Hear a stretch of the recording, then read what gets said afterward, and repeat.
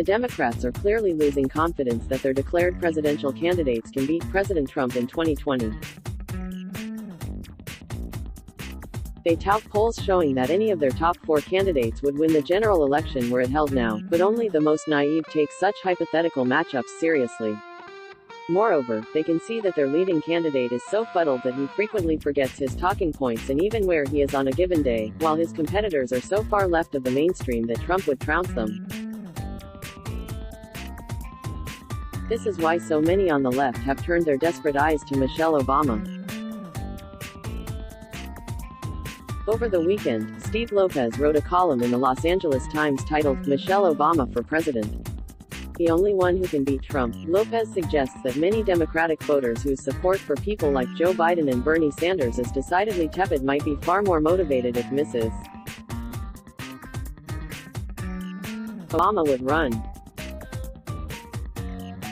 In early August, Michael Moore declared, "There is one person that would crush Trump and she hasn't announced yet and her last name rhymes with Obama." But the porcine provocateur almost certainly overestimates the former First Lady's prospects. Trump would probably defeat her. There is a reason why, to further paraphrase Simon. Michelle Obama may look around and see sympathetic eyes, but she learned something from the Clinton debacle that people like Lopez and Moore failed to grasp. Part of the reason she's relatively popular is that she has betrayed no interest in climbing the greasy pole to public office. In the past, when she has insinuated herself into day-to-day politics, it hasn't gone particularly well. Many voters still remember divisive comments like the following: "For the first time in my adult lifetime, I'm really proud of my country." When she made that bitter remark, she and her husband had already achieved breathtaking success. Should Mrs. Obama run for president, Donald Trump won't hesitate to remind the voters that she still views the U.S. as a nation of racists, even after its voters ignored her husband's color and elected him to its highest office. Trump would have plenty of ammunition, including one of the strangest interviews ever given by a president and first lady. In December of 2014, they sat down with Sandra Sobieraj Westphal for a People interview during which Mrs. Obama described herself as a victim of racism. "I tell this story, I mean, even as the First Lady, during that wonderfully publicized trip I took to Target.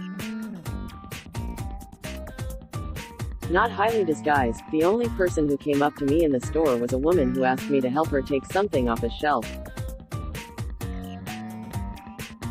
Because she didn't see me as the First Lady, she saw me as someone who could help her." Those kinds of things happen in life. So it isn't anything new. She is so solipsistic and splenetic that she reflexively assumed the request was an example of racism. Michelle Obama is nearly 6 feet tall. A much less paranoid explanation is that the woman in the case was unable to reach a high shelf. Would such a trivial event still be on the mind of any normal person years later? Michelle Obama carries around a large chip on her shoulder. During the interview, she said, "I think people forget that we've lived in the White House for 6 years.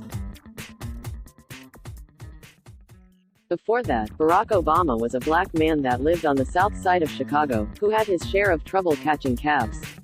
This is hardly the upbeat, hopeful tone that characterized her husband's first campaign. Another point Trump is likely to raise about a potential Michelle Obama presidency is what could be called the Lurleen factor. If you are now frowning at the screen, here's the story. In 1966, Alabama Governor George Wallace was unable to succeed himself pursuant to a provision of the state constitution. Wallace arranged to have his wife, Lurleen, run for the office and she won.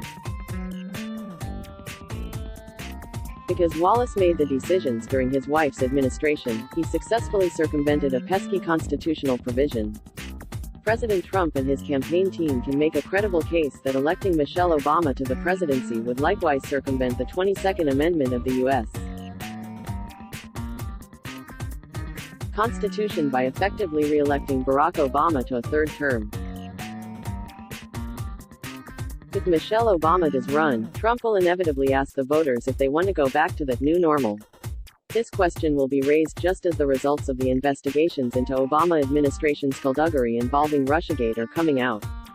These probes will likely reveal facts that will render the voters less than anxious to see the Obamas return.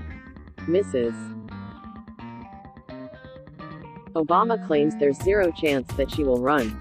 She clearly believes there is life after the White House, and has definite plans to make a difference in the future.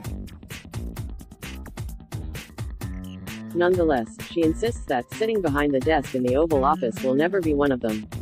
That sounds sensible, but there will continue to be calls for her to bail out the Democrats and save the country from President Trump.